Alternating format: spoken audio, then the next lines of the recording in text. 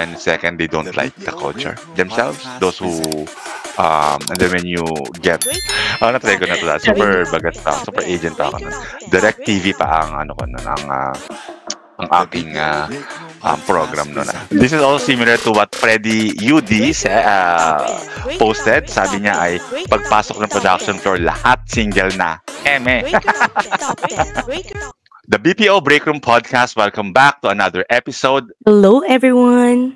Those that are watching and listening to us right now, if you haven't yet, subscribe on our channel and give us a like. And aside from Spotify and YouTube, we are now on Amazon Music and Apple Podcast at the BPO Break Room Podcast. Kamusta ka, Kay? Ito naman, obvious naman siguro sa boses ko, no? Recovering pa rin. Nagkasakit ka na ng 2 linggo, naging lalaki ka na, ha? Suntukan, pare. But how's work? How's everything at work? How's everything in your life? Kamusta ang mga buhay-buhay natin diyan? Thank you for asking, ha? Kasi talagang first time in my life I have encountered a different situation na siguro when it comes to the behavior of a representative, no? But I don't want to highlight that much kasi as much as possible I would like to move on from the negative things. Pero I would just like to share na parang this is the first time that I've been challenged in my role in handling that kind of people kasi sabi nga ng nanay ko, ito yung lagi kong naaalala ha, and whenever or in case na maka-encounter ako ng ganitong mga tao na naging rude sa'yo, pag binato ka ng tao ng bato, wag mo siyang batuhin ng bato. Batuhin mo siya ng tinapay, pero lagyan mo ng bato yung tinapay. Sama, no? Hindi, charing. Batuhin mo siya ng soft, di ba? Wag ka ding mag-stoop low sa level.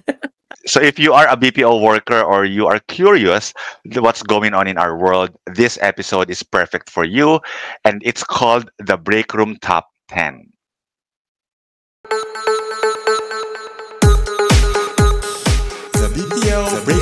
BPO Podcast.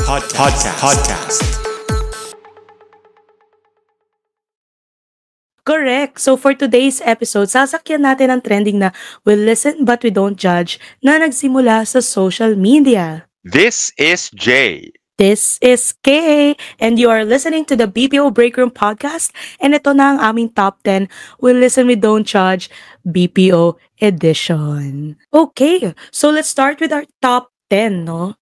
Our top 10 We Listen But We Don't Judge BPO edition is from Marjun Ray. Kaway-kaway sa'yo dyan. We Listen We Don't Judge, gitap ang ID sa door ng CR, or in Tagalog, tinap yung badge sa CR. So sabi nga dito, no, actually this is coming from, BPO Buhay Call Center thread ng We Listen We Don't Judge. So sabi naman ni Nix Nichols, no, nag-badge din daw siya sa CR kasi 1 year na daw siyang tumira sa office with 6 lockers. Bakit tinatap ang ID sa CR, guys? Paki-explain naman. Sabaw yarn. Kasi those that who don't know, sa BPO offices, sa mga call center offices, before we get to enter the office or before we get to enter the production floor, usually, no, meron siyang parang machine sa may pintuan, and no one can get inside kailangan mo itap yung ID mo doon sa machine na yon para magbukas yung door. Yon, in-explain talaga. And I think itong si Nix Nichols and si Marjun Ray, ayun ang ginawa nila. Pati CR, gitap ang ID sa door ng CR. So, ang tanong, bumukas ba yung CR? Sana naman bumukas, no? I cannot imagine kung tinawag ka ng kalikasan. Uy, pasintabi.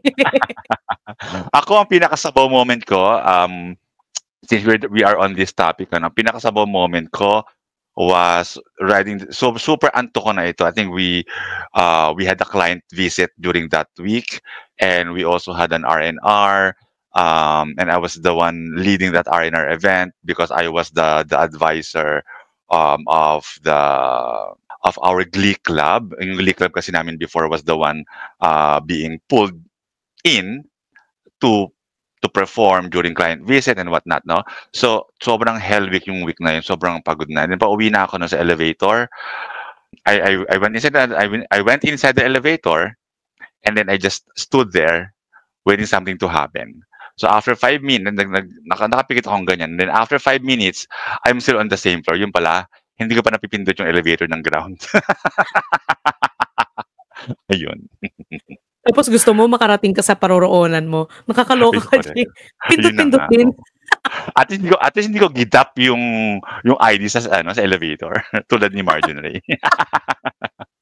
Relate Ganon. ako dyan, Jay. Especially to Marjun, no? Mm-mm. Siguro, baka nga, who knows, maybe I've also experienced that, hindi ko lang maalala kasi, you know naman ako kasi as a person na taong bahay lang talaga ako growing up. So, lalo na nung napasok ako sa BPO. So, everything is definitely brand new to me. So, Mm-mm. sabi ko, first time may experience ko na sa wakas yung badge kasi I grew up having IDs lang talaga, girl. Yung laminated Kaya IDs badge pa, no? pa to. Oo, Diyos ko, kopong-kopong pa.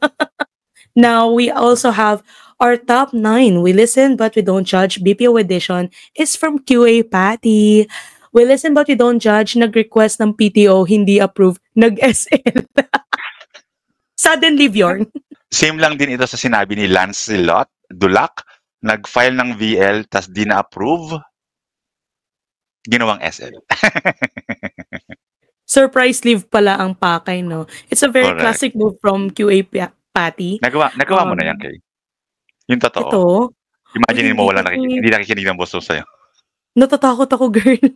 Kasi I always Ganyan? have this negative thinking, overthinking talaga ako na, hala, what if ikatanggal ko to ng trabaho? There's also this one time, no, na I've also reached out to boss na kasi as much as possible, lalo na Sinong kapag boss? ganyan na secret. Tama? Tama, gago. Oo. Ang bilis ko doon, in fairness. Mm. Yung sabi ko, boss, may papaalam po sana ako. So, ano yun? Can we hop in on a call? Mm. Kasi po, Kayla, ano to, what's going on? What are you trying to submit? Or ano ba? Ano bang request mo? Ganon. Sabi ko kasi po, I don't know, maybe it has something to do with me being sigurista na, Mm. before I tell this to you, you have to understand where I'm coming from, ganon, para iwas misunderstanding. But, Mm. on the other side, overthinker lang din talaga ako. So, parang feeling ko na ide-deny nila or baka ikagalit. Alam mo yon. Pero, well, to be honest, grateful din naman ako kasi mabait yung boss ko. So, kapag nagpaalam ako ng gano'n, yeah, sure, you deserve it. So, para akong nahimasmasan, girl. Meron din mga stories na na-experience ko before from the people who used to report to me, no, my agents, TLs. I think OM wala pa namang nagagawa ito. Yung mga nag-request ng VL, hindi na-approve, nagkasakit nga, no? And then makikita mo sa kanilang mga Facebook page and Facebook stories na nasa lamyardahan na gumigimik, no? May sakit daw pero na nasa beach naman kasi nga hindi na-approve yung VL, nagkasakit as their reason to still be able to go away to go on leave. Ayun. That's a very good, no, fun times talaga, no. There are siguro may experience ko to in the future, baka hindi ko pa lang talaga moment, no. Kapag nagawa mo na yung kasamaang ito, please let me know. Let us know. No, guys? Update ko kayo, guys. Pero for now, may panginginig pa hindi pa kaya. Correct. Parang lagay mo, post mo na sa Facebook mo, kademonyohan unlock, ganun lang. Took off from the bucket list, no? Correct, oo. Ay, nako. So, we also have our top 8. We'll listen but we don't judge. BPO edition is from Adrian Dane Go. Sabi niya dito, we listen but we don't judge. Papasok na kulang ang tulog, uuwing kumpleto ang tulog. So, ayan. Anong masasabi mo dito, Jay? Kasi malamang sa malamang. Ay, ako for me, makaka-relate ako dito ng bahagya kasi natutulog ako sa lunch. But I don't think that that's what they're referring to. Hindi yun ang hindi yun ang gusto nilang iparating dito sa number 8 na ito. Ang ibig sabihin nila dito ay puyat sila, pumasok sila, right? Nag-lunch, tutulog sa sleeping quarters at na-overlunch ng 3 hours. Solve ang kanilang tulog. Uy, akala ko sa work from home lang nangyayari yung overlunch. Hindi. May sleeping quarters ng mga offices. Matagal na mga may sleeping quarters. I've experienced this before na super duper puyat talaga ako. As in walang tulog talaga. Literally walang tulog. So, pumasok pa rin ako. Right? Pumasok ako and then sabi ko sa team ko, guys, i-leave lang ako ng very, very light. it wasn't my lunch, it wasn't my break. As in, sabi ko lang, I'm power nap lang ako, mga 15 minutes. Pumunta ako ng sleeping quarters ng mga siguro mga 1 a.m. at 2 a.m. Yun.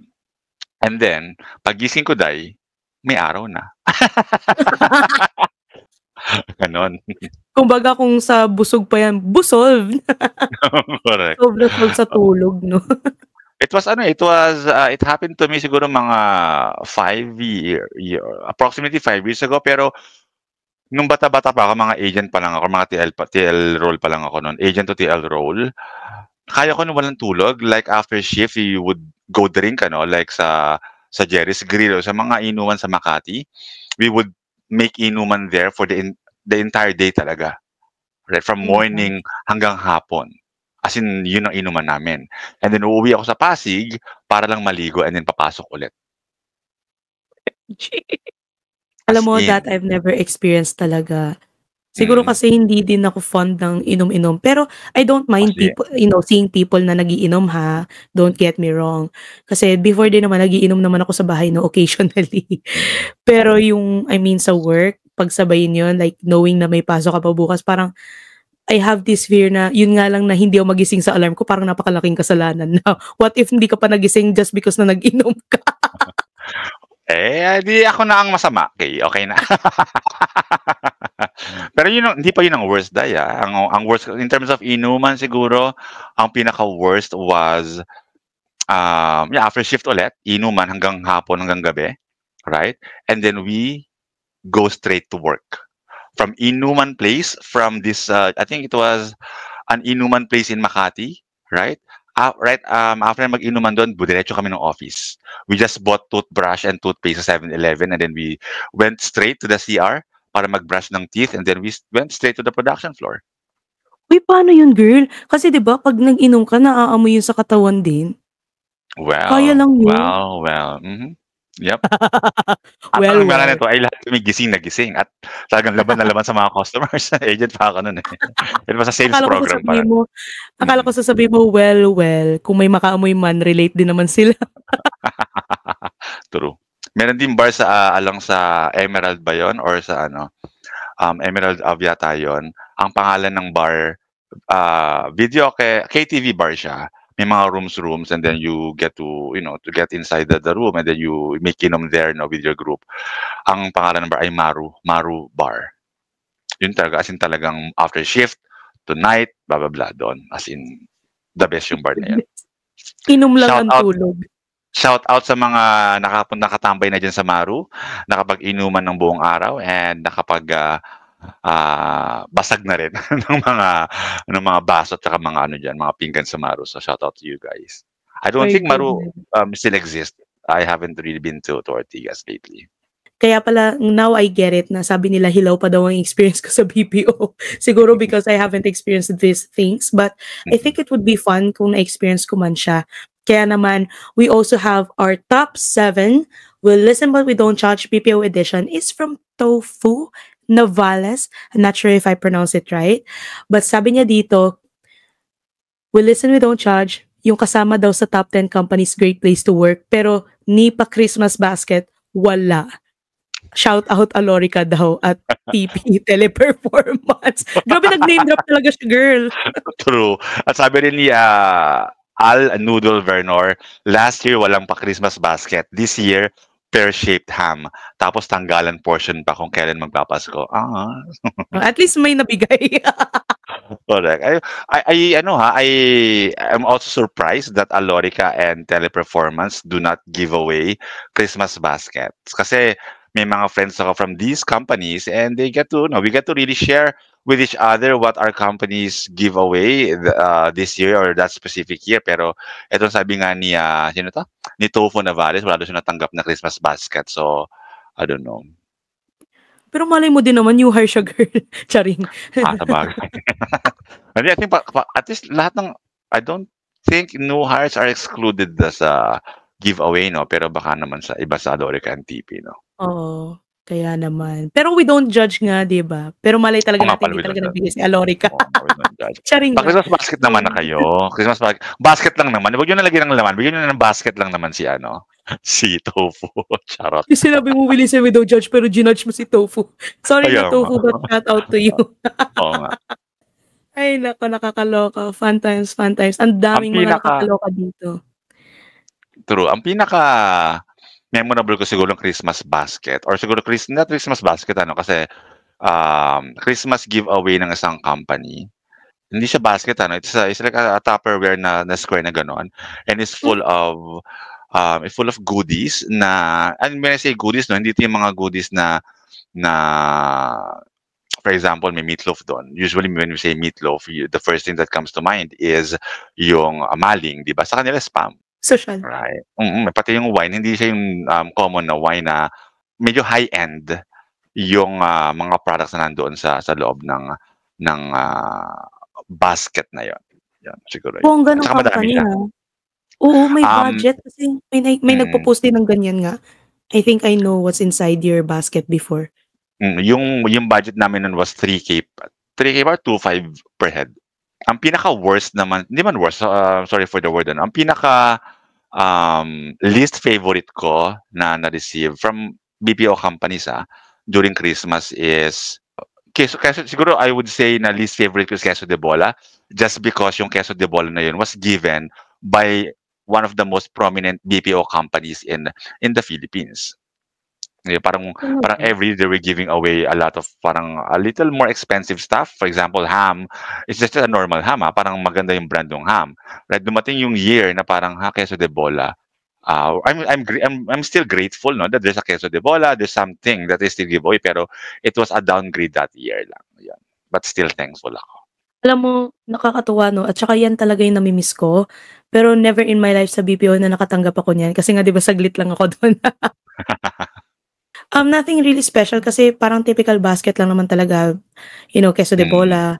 Tanda ko pa nga yung brand ng sa spaghetti, siyempre alam niyo Ano? na yan kung ano man yan, Ano? Del Ano na? Monte, Okey. gano'n. Tapos meron pa diyan yung, ano 'to, yung mga delata, corned Mm. beef, Argentina, hello. Mm. Ang daming binanggit na brand 'no, baka Correct. baka naman. Wait lang, Christmas giveaway ba yan o relief goods? Charot. Hindi, ano 'to, ano tawag dun, ayuda. We also have here our top 6 We Listen But We Don't Judge BPO edition is from Ellie Lacama or Lachama siguro, I don't know. But We Listen But We Don't Judge, kinukuha yung isang rolyo ng tissue sa CR. Uy, grabe ka, Ellie. Sobrang legit nito talaga as in. Totoo ba? Yeah, for those that who haven't been sa BPO offices ano, kasi sa mga CRs kasi namin is unlimited ang ano doon, ang tissue doon is either you get the sheet one, the per sheet ang kukunin mo no, and then meron din nasa roll din ano, right? And most often than not, yung mga ate facilities and kuya facilities that maintains the cleanliness of the CR, they're the ones replenishing the tissue paper inside the CR. Sometimes, siguro medyo tinatamad silang ikabit yung roll ng tissue sa dispenser, right? So they will just leave the roll ng tissue doon sa lababo, right? And then the employees would just make pilas na lang manually doon sa roll ng tissue na yun sa lababo. At yung iba naman ay itong ginagawa ni Ellie na inuuwi yung buong rolyo. Ganon. But I will try my best not to judge kasi yung segment natin, we listen but we don't judge. But I can't Correct. help to think no, na parang siguro nilapag na lang yun dun ng taga-utilities para kasi ganun din naman, total madami na kayong kinukuha, ito rolyo. True, kinuha ni Ellie nga, di ba? Meron din naman, as in talagang they would get like a lot and then make pilas and then lalagay sa bag and then they would get another group of tissues there and then put in the bag. Ganun ginagawa ng iba. Kaloka. Diyos ko, inaano niyo ba yung tissue? Ano bang pinaggagamitan niyo diyan, nakakaloka? Kasi yung tissue sa office, makakapal siya at it can really dry a lot of wet surfaces and the wet stuff ano. As in one drop mo pa lang, as in tuyo na. As in ganun ka high quality yung tissue sa CR ng BPO companies. Talaga yung company sa ano no, sa CR, Mm. sa rolyo ng tissue. True, oo. At saka siguro aside from tissues, mga na-experience ko din, hindi ako personally at huwag kayong maniwala. May mga taong like mga agents ba people I was working with before sa on-site, yung mga aside from tissues, nauuwi din nila yung baso sa pantry. Yan, nauuwi din nila yung mga ganyan. Oh my God. May nag-uuwi din ng Avaya, Uy, nag-uuwi ng nauuwi ba yun? ay day, may nag-uuwi rin ng keyboard, may nag-uuwi ng mouse, yon. Tapos kinabukasan makita mo sa marketplace. Binenta. True. But then again, we just listen and we don't judge. Daw. Parang may laman, Jay. Correct. And those are the fun. I know we know for a fact that stealing is wrong, no, guys.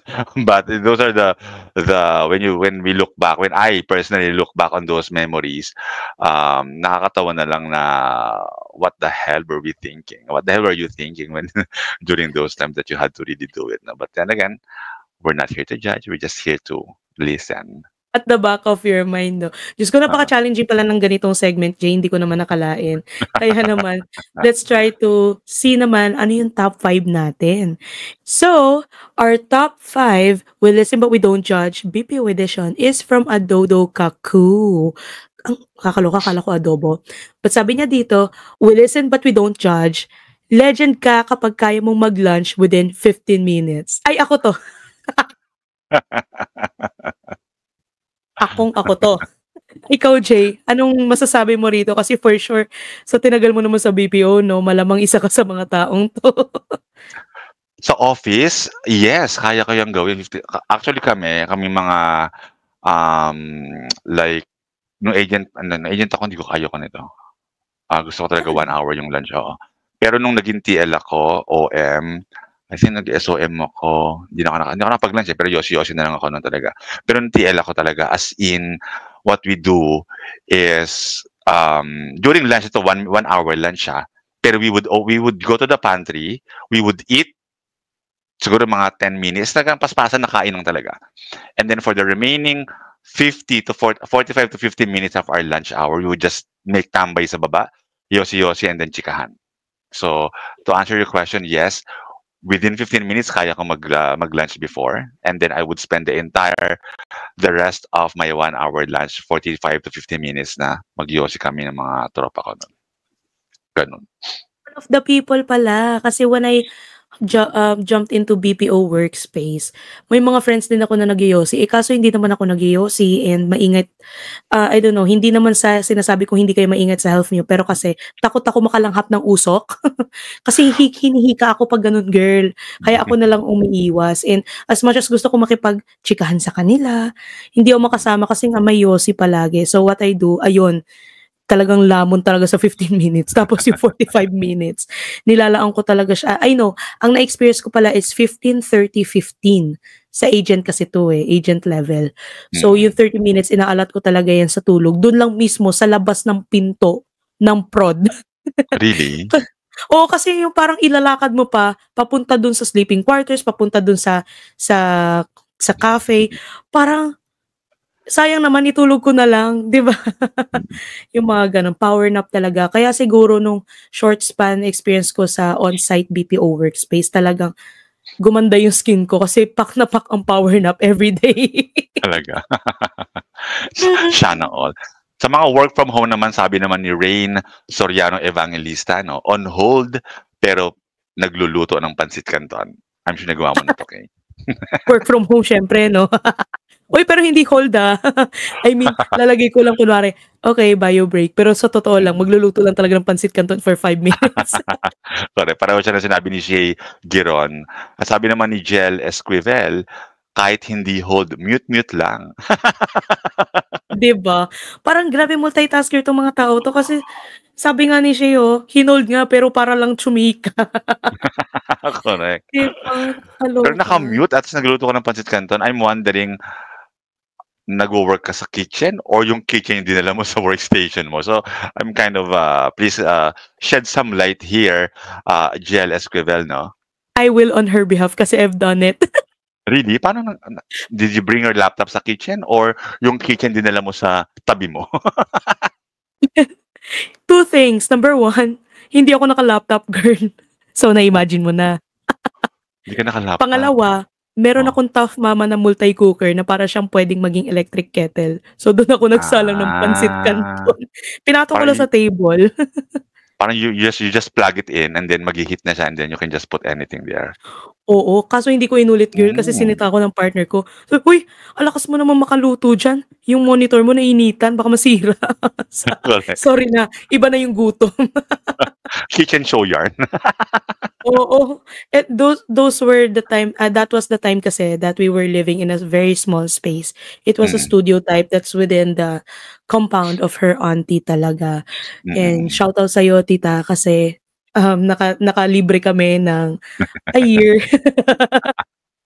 Pero ngayon, eto na po yung expenses. Correct. Mahal pala mag-apartment, tita. Pero ano ha, tawag dito yung mga I haven't tried this just because malayo yung kitchen dito sa workstation ko. And if ever for example, I were in your position siguro na medyo cozy, compact and cute ang living space, I think I would also be able to do that. Naka-on cam pa gusto niyo pag meeting eh. Okay lang ako habang on cam nagluluto. Ginutom. Basta i-record niyo at saka i-publish nyo sa YouTube no para i-monetize natin i-yarn. Correct, Diyos ko. Kaya din siguro I ended up doing that. Pero hindi ko na talaga siya inulit kasi nga, meron kasi ako nabasa before or actually shinare siya something ng streamer friend ko na hindi daw pala healthy na makaugalian natin kumain sa desk natin or workstation natin kasi nga nawawalan ka ng healthy boundary eh. So as much as possible, I tried on doing that. Kaya lang, lalo na kapag nasa leadership ka, hindi talaga maiiwasan, girl. Mapapakain ka talaga sa mesa ng trabaho mo. True. Kasi instead of, I don't know, kaya din siguro ako nagka-UTI kahit na partida work from home na to ha. I feel like I'm being too productive if I drink a lot of water kasi that would lead to a lot of bio break and feeling ko mawala lang ako saglit sa station ko na parang ang laking kawalan na. Pero 3 minutes idle time lang naman. Correct. So if that's the case, if you guys, if those that are watching us right now, if you have the same case as Kay, panoorin po ninyo yung aming past episode which is called Work-Life Balance Resolution for 2025. Yun po yung inyong panoorin. And you're gonna be able to pick some pointers on how you can, have boundaries and be able to manage your work and your life. It's okay, manoorin mo yung episode natin last time. Oo nga, tinamaan ako actually. As we move on, we also have our top 4. We listen but we don't judge. BPO edition is from Sam. Shout out sa'yo, Sam. Sabi niya dito, we listen but we don't judge. We are family daw sa orientation pero di sinabi na dysfunctional para sa production. Uy, ano to? May pa-shoutout siya, may name drop siya, girl. Dysfunctional pala ang peg ay like how dysfunctional because siguro I've been lucky enough to have belonged to group of people. Not all of my experiences I got to experience a productive and a good group of people, no? Pero siguro when I say dysfunctional, I could say na they usually don't declare or anong klaseng culture ang meron sa kanila because they also don't know. And second, they don't like the culture themselves. Those who, and then when you get to experience na yung kanilang operations, doon mo na nalaman ng how dysfunctional it is. Like, meron ako one company na na-experience very recently, not your company kaya, very recently, as in super duper toxic talaga ng CEO nila, as in to the point wherein whenever he asks question, he only wants yes or no answer. When you try to explain, he will interrupt you, and he will make a big deal out of that answer, and he will make sermon. Hey, I don't sabihin niya sa'yo na I don't like, you don't have to explain yourself. You don't have to give me story and give me bullshit. I just want yes or no. Because whenever you say story, you're lying. Ganun siya ka toxic na CEO. And that also made and that reflects on the people who are on his company, because walang coordination ang mga departments, walang, every time that we were jumping on a meeting, lahat naka poker face. You would really feel, kahit na virtual ang aming meeting, you would really feel na how toxic the environment is, and how they hate their jobs talaga, as in super. But again, when I got hired, I didn't know that that was the reality, right? So yun. Grabe 'no, I'm so sorry that you had to experience that. I cannot imagine, Mm, how brutal that can be, especially during the meeting. Kasi imagine 'no, you were hired, because apart from your duties and responsibilities, you are also expected to share your ideas. And how are you gonna be able to do that if the CEO himself or herself is, being like that and not being open to such ideas na to a point na talagang yes or no lang ang acceptable answers. Ay naku, nakakaloka yung mga ganyan ha. hindi man sana natiis ano, siguro, let's just say I've had a worst boss, and this Oh. kind of boss is someone na, I I can take. I'm a grown man. I can take those kind of attitude, ano, but what I do lang is, again, I'm being selective now of what really should affect me, and I refuse to be affected by what he's doing, right? In fact, meron akong isang teammate who's also a department head, ano, na nag-resign because of that kind, hindi niya kaya. And I don't think that at this point in his life na he would listen, and he would be willing to be corrected by literally anyone. Ay lalo Ayun. na, So, kaya naman pala. instead of me focusing on giving him feedback, "Hey, that's not right. I think we deserve to be treated this way, blah, blah, blah." I don't think it will work anymore. So instead of me focusing my energy on thinking that, I just focus on what can I do just for me to move away from that toxic environment, hindi ba? And so far, it's Nakakaloka, working fine. pero good for that person ha, na talagang kumawala na siya. Kasi kung if you're the person who can handle it, what about those Mm, people that cannot handle it? And I mm, respect those people that leave the company behind, mm, kasi that means that you have acknowledged yourself, and when you realize that you mm, don't deserve this kind of treatment, you are setting these healthy boundaries in you to start fresh. correct. And Mm, I think we have also kind of like discussed the gist of this based on mm, our previous episode, diba? How to correct. set up, healthy boundaries. So that's a very good thing, no? And Mm, this is a perfect we listen but we don't judge BPO edition entry from UJ, no? Having to share that experience of your colleague before. mm, Kasi it's really mm, point on, there's really no judgment on people that resigns just because of that particular reason, kasi it's definitely valid. Not mm, everyone can handle that level of stress. So kung mm, ikaw man ay ganun, 'di ba? Um true. you have the right to make such decision. And meron lang kasi talaga ibang tao no kaya lang tumatagal despite them not being able to take it all, is yung parang thought na magsisimula na naman ako, back to True. zero. Mm, Pero little did they know, ang daming puwede pang i-offer ng buhay na true. mas deserve mo. It only Correct. takes a decision from you. So, Correct. what are you waiting for? Resign ka na. Charing! Pero ito, very interesting ha. Because we also have our top 3 We Listen But We Don't Judge BPO edition is from CEO Pakatang. Sabi niya, We Listen But We Don't Judge, sila queuing, ako avail. 15 minutes interval. So, ito yung meme na napakagaling sa timing kasi lahat busy sa queue. Tapos ikaw avail. Like, ang ganda ng break mo, girl. 'Di ba? And Correct. kaya naman sabi ni Edison Fahilan, may BFF 'tong workforce. Totoo ba 'to, True. Jay? Yes, totoo yan. The reason why yung iba queuing siya 15 minutes interval, daig pa si Carlos Yulo kung mapag-ox jump ito, day. At hindi nahuhuling nag-ox jump kasi nga tropa si workforce. Tama ba ako, CEO?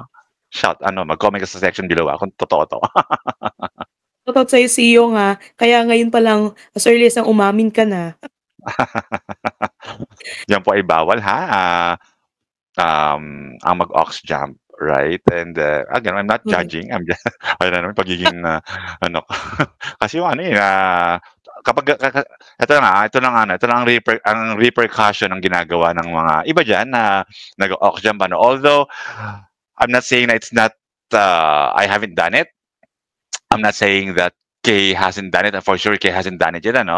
Pero, ang repercussion kasi ng pag-auction is, yung occupancy is tumataas. When we say occupancy, meaning to say na exhaust fully ang ating mga resources like the agents, right? Even when we keep the high occupancy, ibig sabihin yan, super pagod ng mga agents, which will eventually lead to poor customer satisfaction, poor performance, and all that. Right? Why? Because, for example, for a specific interval, we are expecting, we're expecting 10 calls, right? And we position 10 agents during that interval. So swak siya, di ba? 10 calls, 10 agents, right? Sometimes we would plan mag-over tayo ng mga 1 or 2 agents eh. Let's say 10 calls we're expecting for that interval, and then we placed 10 or 11 agents, right? Eh si agent 1 or si agent 2 nag-aux jump. So ibig sabihin, yung 10 calls, siyam lang dyan or 8 lang ang marireceive. So magiging queuing ngayon, right? So yung 2 calls na yon will go to either of the remaining 8. So yung dalawang agents na makaka-receive ng excess na 2 calls would be really exhausted at magiging apekto ng kanilang performance. Na-try ko na to. Super bagat pa. Super agent pa ako nun. Direct TV pa ang ano ko nun, ang aking program nun. I was an agent. So since sa DirecTV kasi, whenever it's NFL season, super queuing yan. Right? And and customers would call in to buy the NFL Sunday ticket. Is a premium, para sa pay-per-view. But it's called NFL ticket that they would have access on each of the football games ng NFL, no? So they would buy that. So super queuing kami during NFL season. At super pagod na talaga ako. Dahil so ang ginawa ko is nag-auction pa ako. Right? Nag-ACW and then back to auto in. After ilang seconds, ganun ang ginagawa ko, ganun. Kaya naman pala. Kasi 'di ba karamihan naman talaga ng BPO setup is talaga longest avail, dun papasok yung call, 'di ba? But I had this experience kasi na paunahan kayong sumagot. So yung iba hindi na lang sumasagot unless kapag queuing na.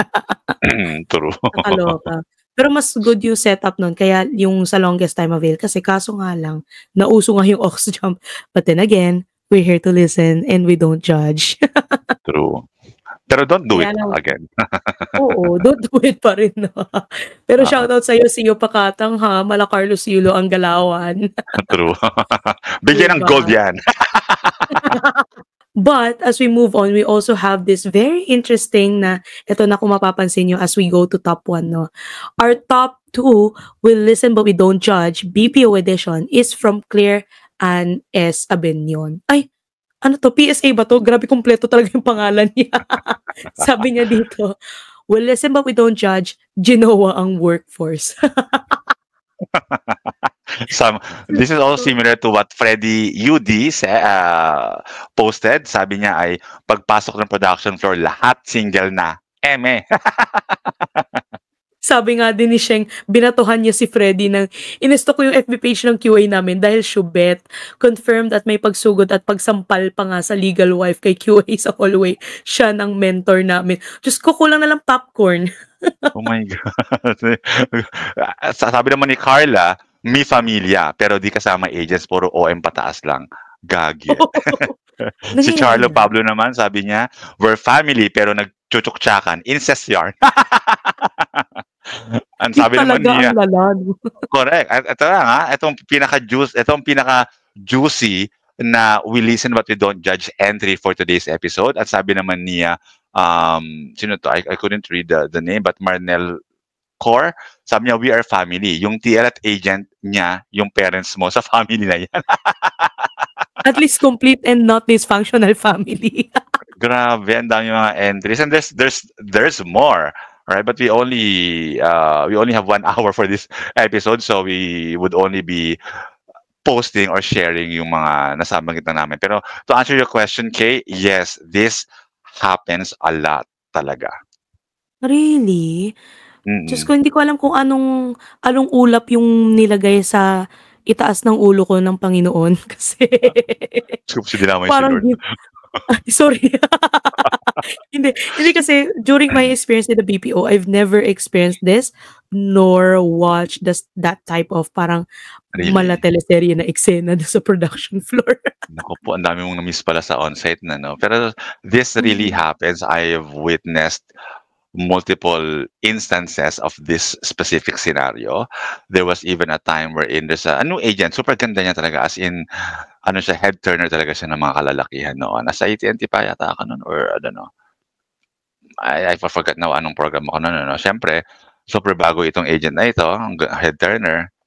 And may yung mga TL na lalaki doon, parang grupo sila 'no.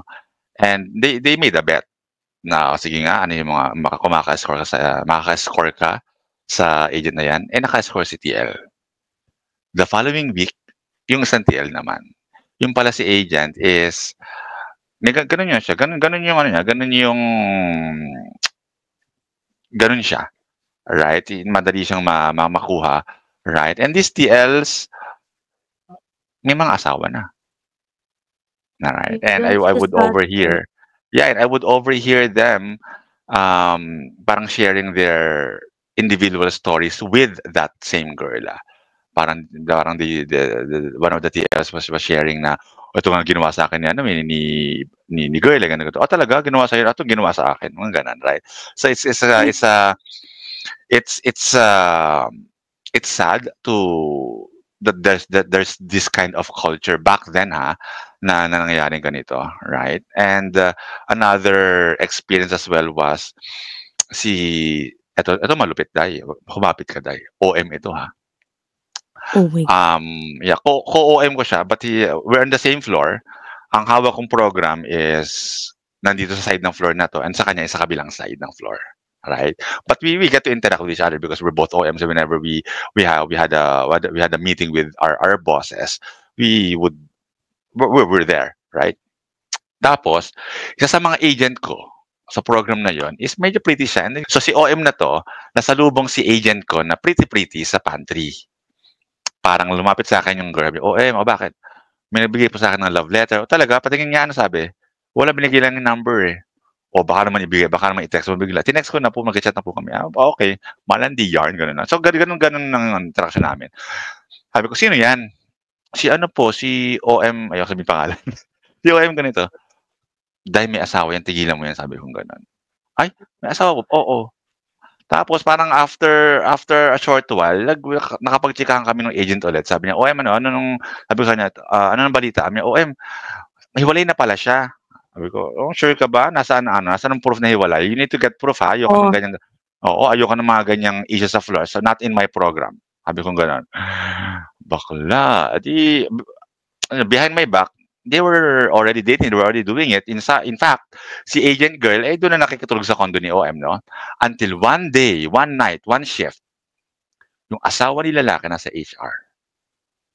Idedemanda daw ang company because they're tolerating ganong klaseng behavior ng mga employees na kahit may asawa yung lalaki, yung babae, or whoever, right? They're allowing, or we are allowing daw, yung ganong klaseng relationship. Ganon. oh my So in goodness, short, baka mamaya inawit mm, ng OM na yun na hinayaan niyo lang sila. I don't know. Actually, the wife was there looking for the husband for the OM. Buti nakapasok, puwede pala yun? Well, hanggang sa lobby lang naman siya, right? Pero siyempre hinahanap yung Ah, HR, so minute ng HR sa labas, blah, correct. blah, blah, and then explained everything. Ang di ko lang ano is hindi ko naabutan yung ano na eksena na yun. Nakwento lang sa'kin pagpasok ko sa siyempre yun ang magandang ano, yan ang magandang, witness hindi ba, na talagang in action ng ano, mga iskandalo sa opisina. So yun, so medyo, yeah, excuse me po. Totoo, to answer your question, kaya totoo siyang nangyayari na gano'n. Oh my goodness, mala-teleserye. Siguro True. I'm all for the scene 'no, sayang talaga hindi ko siya na-experience. Pero Totoo yan, kasi I've totoo, heard totoo. some kind of these stories naman from my kuya, tapos Mm. sa BFF ko din na nasa Binangonan, shoutout sa'yo diyan. Yun nga, parang ito kasing friend ko na 'to, she's actually a very kind person. She has a lot of, she has a really huge faith in God. She's a Christian, by the way, and during the time, and actually ako pa pala yung nag-push sa kanya before na i-try yung BPO 'no. Tas kaya nauna siya. So, during those times na naka-experience din daw siya ng ganito, hindi niya daw kinaya yung stress kahit wala naman daw siya sa sitwasyon.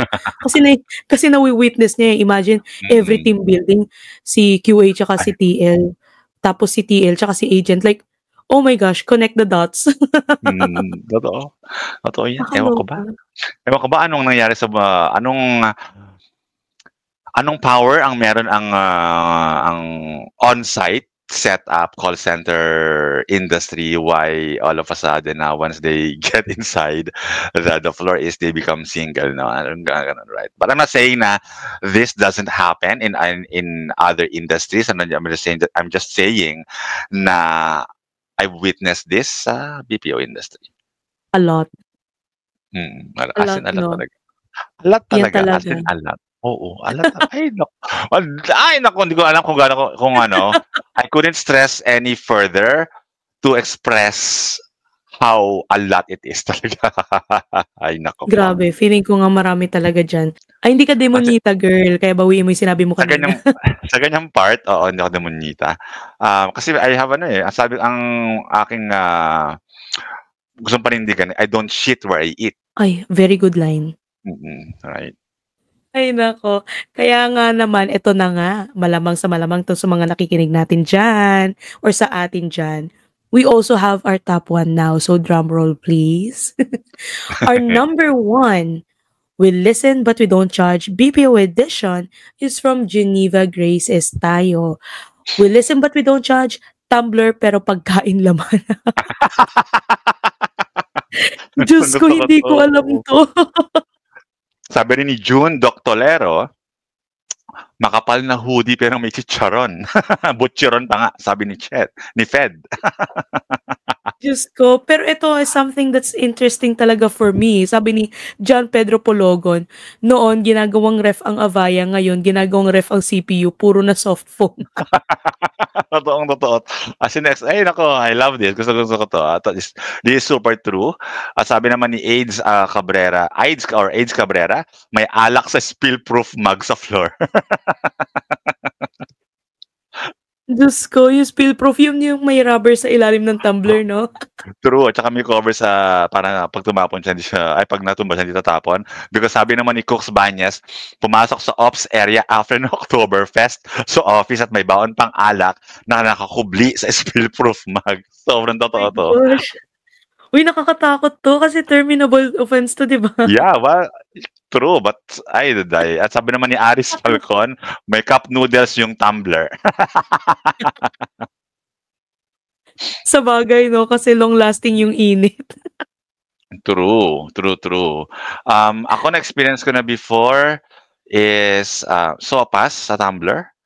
At sa hoodie naman, mga chichirya lang naman. Ganun. Chichirya. And then, nung naging TL ako, ganun din naman, chichirya pa din. But I keep it in my pedestal, in my own drawer, sa station ko. Yan, ganun.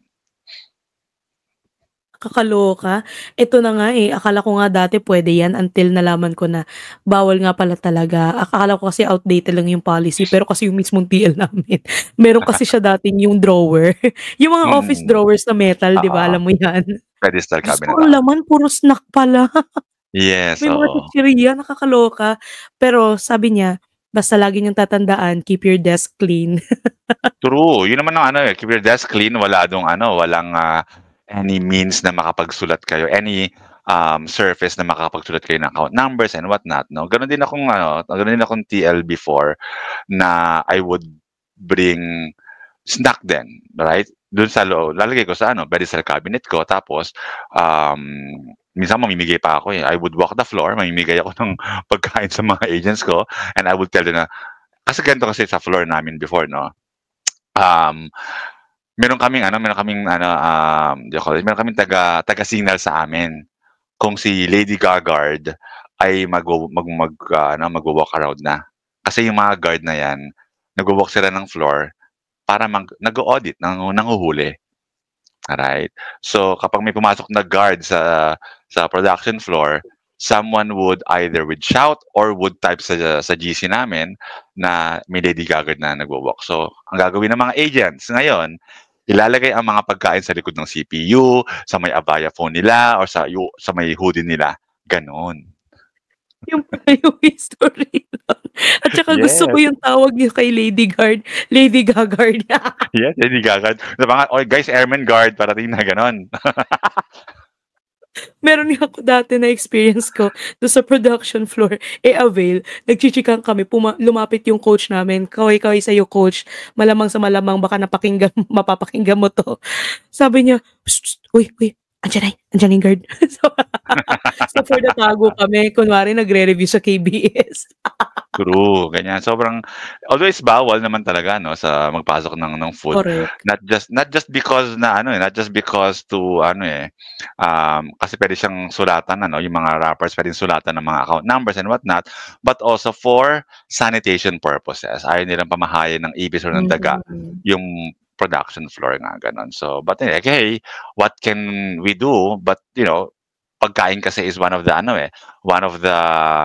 ways ng mga agents or now the employees na parang hindi antukan, hindi ba? Correct. Tsaka syempre, we sometimes, especially taking calls is really hard ha. Kahit na no matter how long have you been in the business, hindi madali kasi pinanganak kang Tagalog pero mag-i-English ka sa trabaho bukas. Correct. And sometimes nakakaubos ng English kung walang supply ng pagkain yung utak mo, 'di ba? True. Actually, nahuli na rin ako niyan OM na ako noon. Kumakain ako ng chocolate. Oo.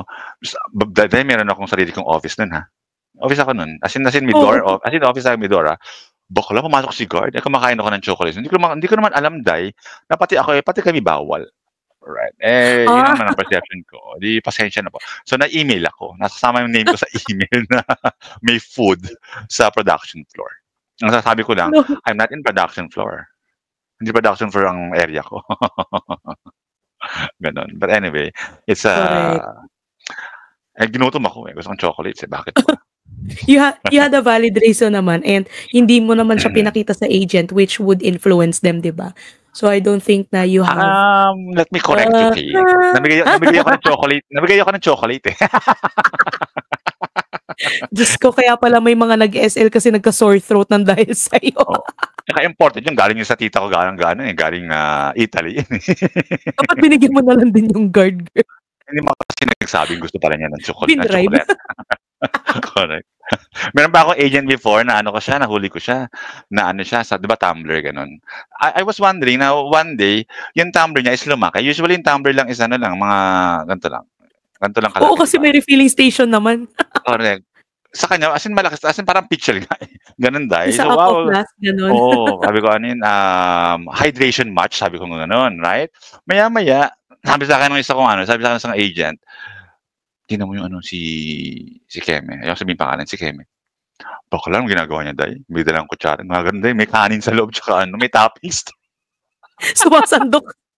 Oo, may toppings yung... So, tumbler daw, may kanin, tsaka may ulam. Alam yung toppings na sa Ganun, Day. Day.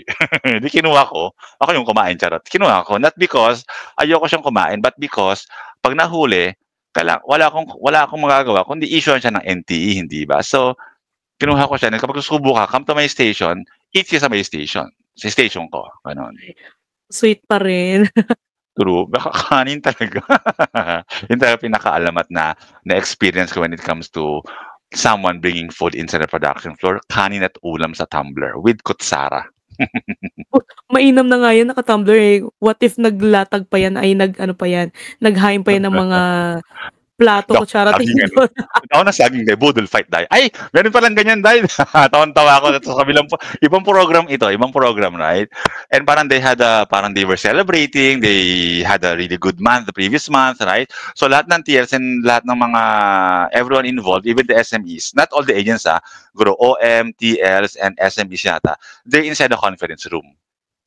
Guro after a few hours, naka-receive ako ng email from facilities. Kasi yung mga facilities kasi, they send out email to all the program leaders, about any incident reports or whatnot, right? Naka-receive ako ng email from them, maybe with pictures ha, na yung program na ito ay nag-boodle fight sa loob ng conference room.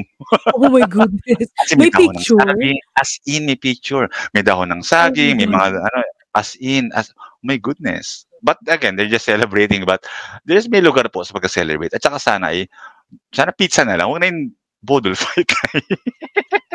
Kasi Hindi talaga nakatiis, girl. Correct. Nakakaloka. Ay naku, may mga ganyan pala talagang moments. So, pero sa bagay kasi, I even remember nga nung dati sa canteen meron kaming potluck eh. Potluck ba yun o parang nag-ambagan tas may umorder na lang? Yeah, potluck. Tapos may mga syempre paper plates, plastic utensils. So, I don't know, for some reason, nakapasok yung pagkain. Ako nga nakapagdala nga din eh. Pero feeling ko that time, oh my gosh, I'm lumalabag sa rules ng company. Pero sige, marami naman kami damay-damay na to, gutom ako. Correct, madami-damay na, di ba? Oo. Yung mga Tapos time na yun, nakahirit yung TL namin sa workforce, pinag-meeting kami. Kasi may ganun pala, akala ko kasi sa production, same team kami, hindi pala, marami palang TL doon. So may magko-cover naman ng namin. So hindi pa rin maapektuhan yung SL. So may meeting kami noon, 30 minutes. Kasabot namin yung mga workforce. Sige, kain kayo dyan. Kami yung mag-watch out ng guard. may lookout na, no? Oh, may lookout. Nakaloka. Diba? Ang saya ng episode natin, no? Correct. And those are our Break Room Top 10. We listen but we don't judge BPO edition. And hindi lang ito tungkol sa tawa. Guys, no? Kwento rin to ng totoong buhay at totoong scenarios na nangyayari sa loob ng BPO industry. On-site. Correct ka dyan, Jay. At sa mga listeners natin, alam namin may mga sariling version kayo ng We Listen, We Don't Judge moments. Kaya naman, i-share nyo na sa comments yan. And to those who are listening to us, we want to hear from you. Kung may kwento ka na nakaka-relate dito, drop your We Listen, We Don't Judge entry in the comment section below. Tagas din sa mga trending memes ninyo. We're on YouTube, Facebook, and Instagram. Agree, Yana Grande. Let's interact on our social media accounts.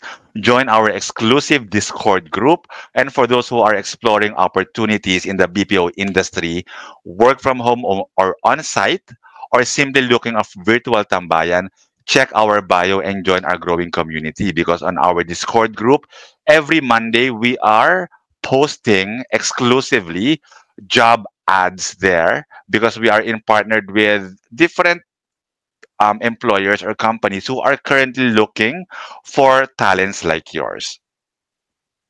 Ayan. Thank you so much, Jay, for sharing that. No? Kasi for sure, it's hiring season. So marami-rami ditong maghahanap na naman ng work. True. And it's very good that we're sharing this to people kasi we've been there and hindi madaling humanap. Diba? Correct. So, kaya naman, bye everyone. Kita-kits ulit to our next episode. Bye! Kumaway pero naka-off cam. And that wraps up another episode of the BPO Break Room. Salamat sa pagsama sa amin today. We hope you enjoyed the kwentuhan and learned something new. Don't forget, laugh, learn, and level up. And follow us on Spotify, YouTube, Facebook, and TikTok for exciting updates, tips, and more chikahan. Give us a thumbs up and share this with your workmates. Baka ito na ang break time inspiration nila. Until next time, stay awesome, stay productive, and always take time to recharge. Kita-kits ulit dito sa The BPO Break Room.